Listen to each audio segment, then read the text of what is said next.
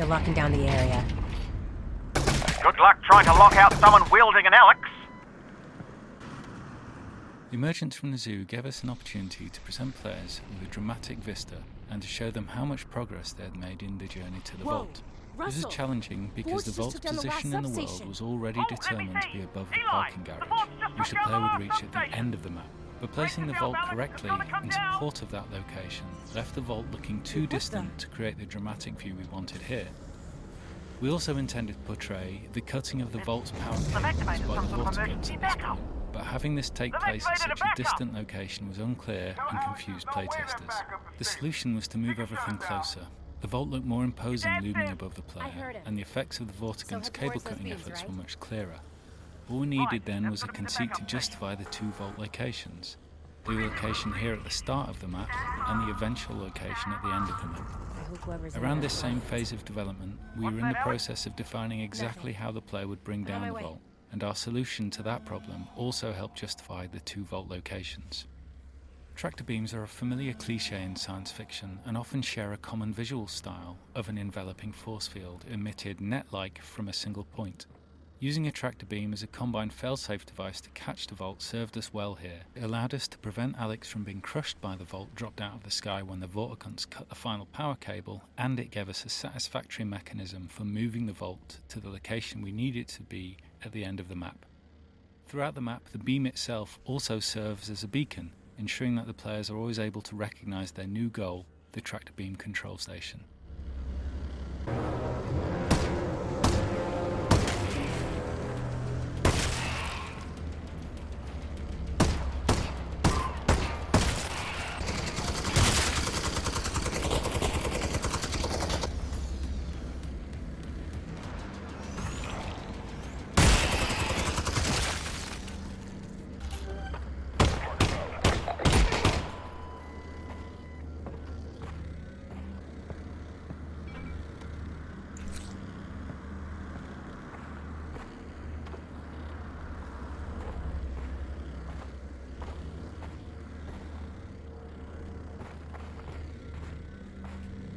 There's somebody up there.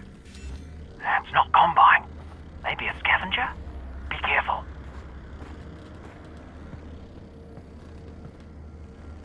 I am not getting around you. Move it now. Why can't you do it? Well, then who is authorized? Eli, come here! What is it, Russell? Listen to this. Whoa.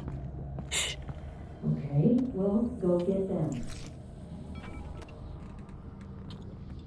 You took over the entire planet in 7 hours. How is this taking so long? Oh, no, fine. I can wait. That was sarcasm. Well, I'm thrilled you thought that. Yes, that was sarcasm as well. And just to remind you, the thing I need to talk to your boss about is how we're running out of time.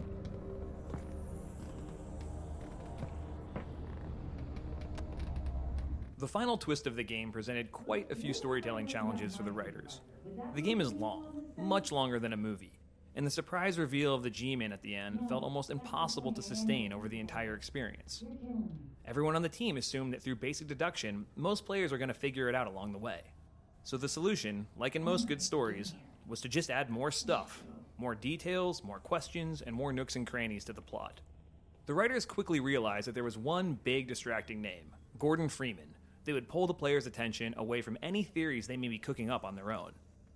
We then realized that we could use the absence of the G-Man in the story, in the eerie parallels between the G-Man and Gordon's experiences at Black Mesa, to redirect player attention and propel the story towards the final act.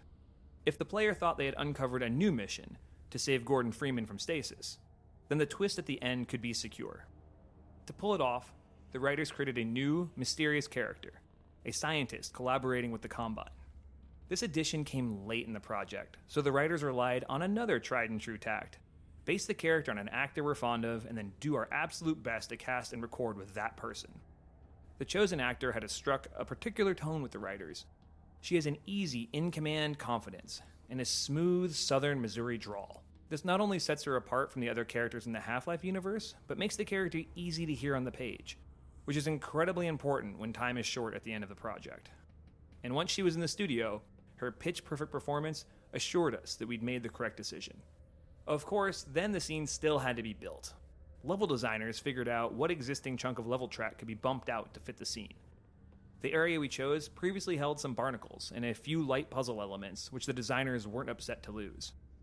The level track had to be altered to funnel you into a place where the scene could unfold and the player could eavesdrop without getting a good look at the character. This served two purposes. One was that it would benefit the mystery for the scene to feel furtive and for the identity of the character to remain secret. But also, we could shroud the performance and the intricate facial animation necessary to bring a character to life, all in shadow, for the animators and the choreographers. Like in a lot of cases, not doing the work was the correct thing for both the story and our tight shipping schedule. Hi. Okay, great. Wait, Finally, hi. We need to move the box or this thing is going to be Black Mesa all over again. Well, now I'm telling you it is ready. Look, if it's still here when she gets there, he's gone. What in the history of today makes you think you're going to stop her?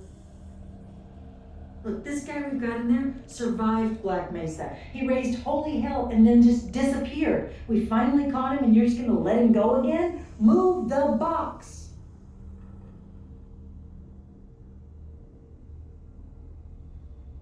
Survived Black Mesa, then disappeared. Eli, they do have a super weapon. God damn it, Russ, they got Gordon Freeman. Oh, wow. That's good, right? This is very, very good. This is a miracle. All right. So, let's go save Gordon Freeman. Oh, incoming. Hey, give me a second.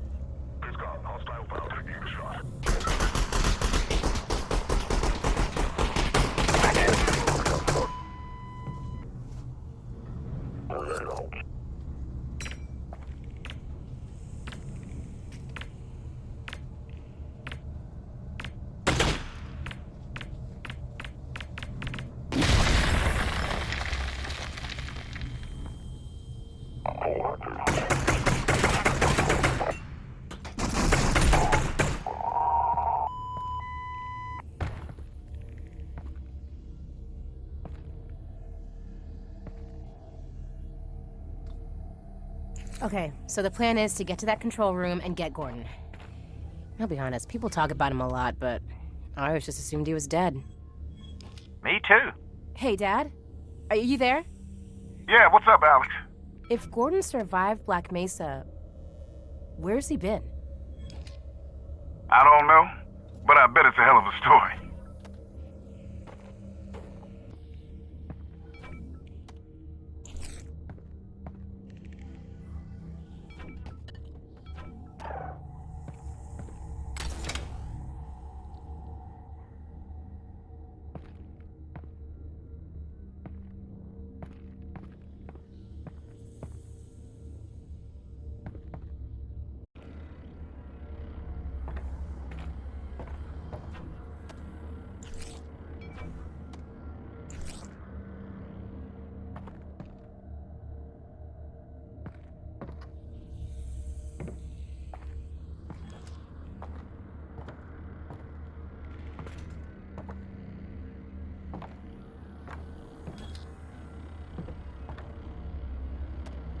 The purpose of this hideout was to give players a nice reward for being observant and exploring the environment.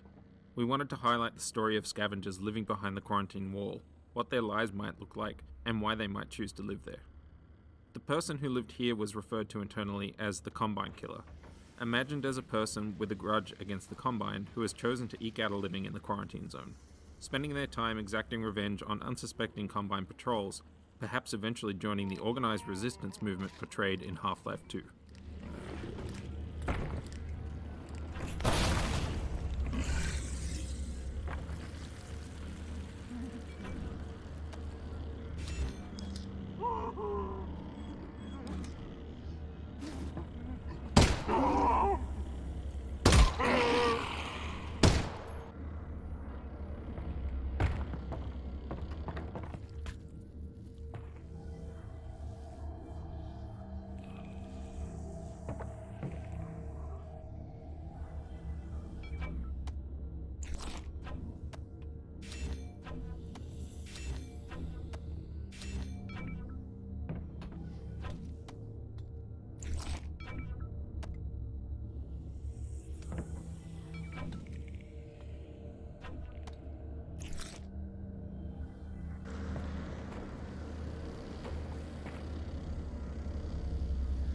think they're doing in here?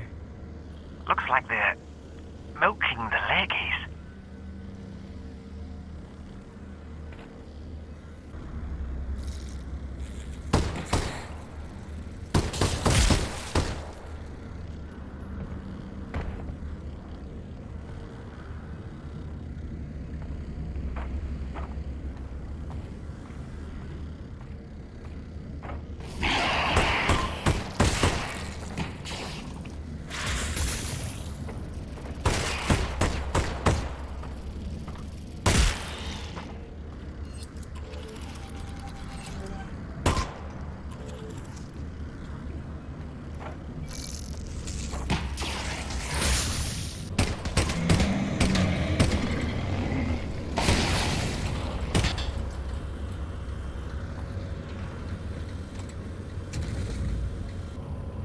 Once we get Gordon back, we can really get ambitious, don't you think, Russ?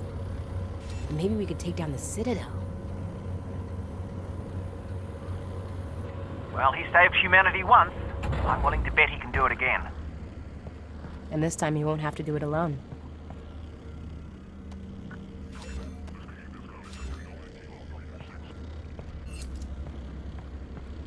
Watch it.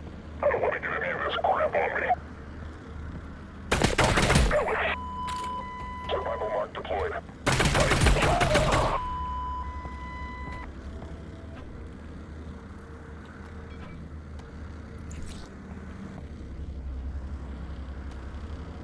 In recent years, video game streaming has become one of the main ways that players engage with the culture of games, and this is even more true for VR titles, where players who do not have VR equipment want to participate.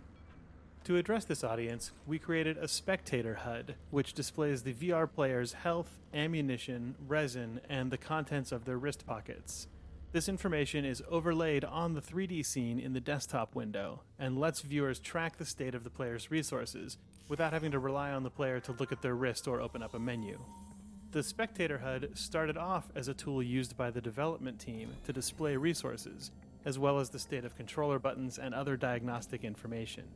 An interesting side effect of this HUD was that it made playtests way more exciting to watch, because we as an audience had information the player wasn't necessarily aware of. For example, playtest observers might realize that a player had barely survived an encounter when the players themselves had never even checked their health. We even saw cases where players killed an enemy with their very last bullet without realizing it themselves. The highs and lows we felt watching our own playtests were something that we wanted to share with the streaming audience, and it's been exciting to see streamers using it in the wild.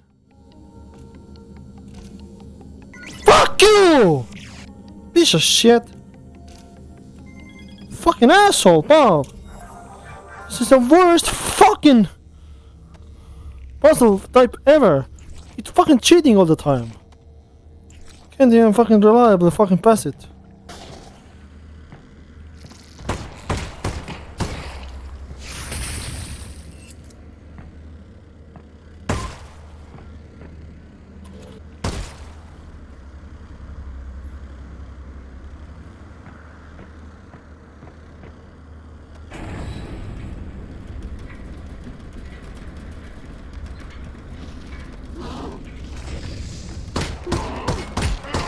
Piece of crap.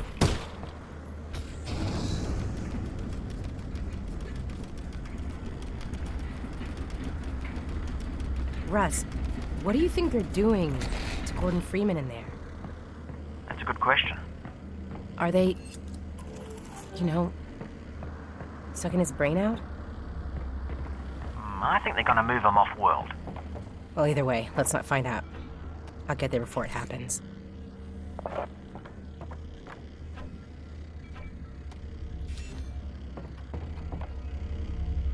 I'd never survive a jump from this height. No, absolutely not. Why, were you considering it?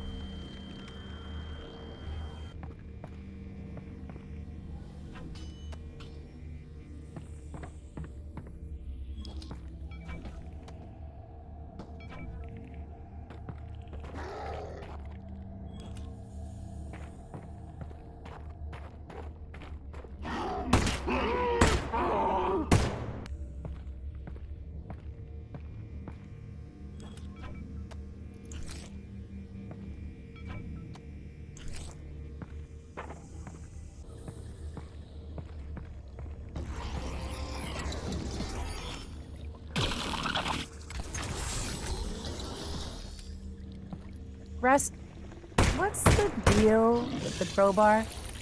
Oh, you mean Gordon Freeman's crowbar? Yeah. Oh, Alyx!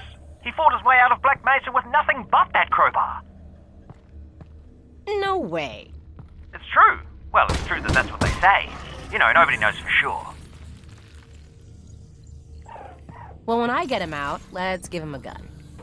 Yes, not mine. I'm out of the gun lending business. Okay?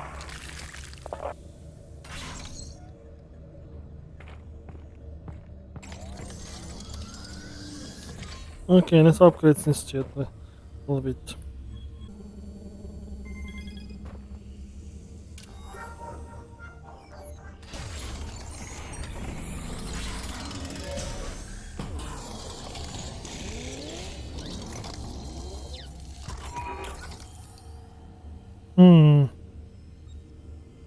Autoloader.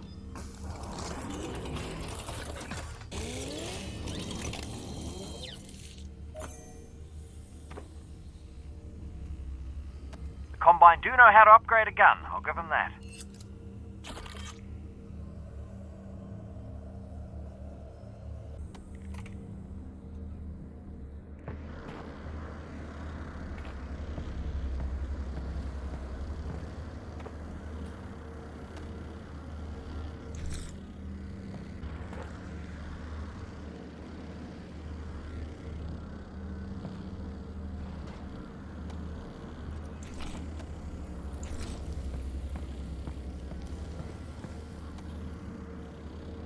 Don't need that.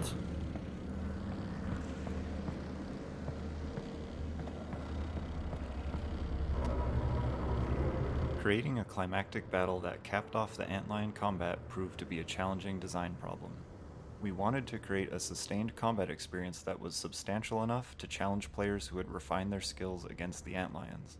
But simply throwing a large number of antlions at the player all at once was not a particularly engaging experience, nor was it compatible with our established combat balancing. Rather than containing the player in a restricted space and spawning waves of enemies, we wanted to keep the player engaged and moving through a gauntlet of constant pressure toward a goal. To do this, we needed an arena with a clear linear flow and a porous layout that would allow the player to maintain sight of their goal while being flanked by swarms of antlions as they move toward it. This tanker yard, which we had originally built for a narrative scene that was cut from the game, had the properties we were looking for. The long tanker cars lead toward the intended direction of travel, and their positioning requires the player to pay careful attention to their sides and rear as they advance. The Combine tractor beam tower is framed at the end of the tracks, providing a clear goal for the player. The placement of the glowing red sign in the direction of the tractor beam was also a deliberate decision, a technique used by the environment artist to subconsciously pull players in the desired direction via visual contrast, even in the event that they've momentarily lost their bearings in the chaos of the battle. The pacing of the combat here was carefully balanced to leave most playtesters on the brink of being overwhelmed and feeling like they made it through by just the skin of their teeth. It took many iterations of enemy placement, ammo and item placement, and player path adjustments to achieve this balance. We ultimately settled on a design that featured a steady stream of advancing antlions, with antlion spitters placed at the far end of the space applying enough pressure to prevent players from rushing toward the goal. Combine soldiers up on the raised platforms divert player attention to the right-hand flank and provide verticality in target prioritization, adding to the sense of frenzy we sought to create.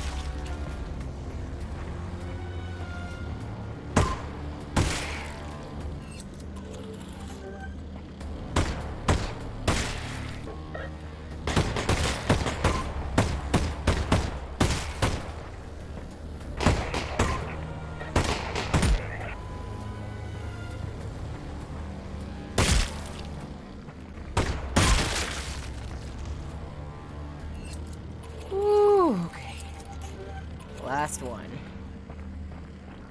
Hey, Russ. You want to swap in here? Yeah, no. I would probably die instantly.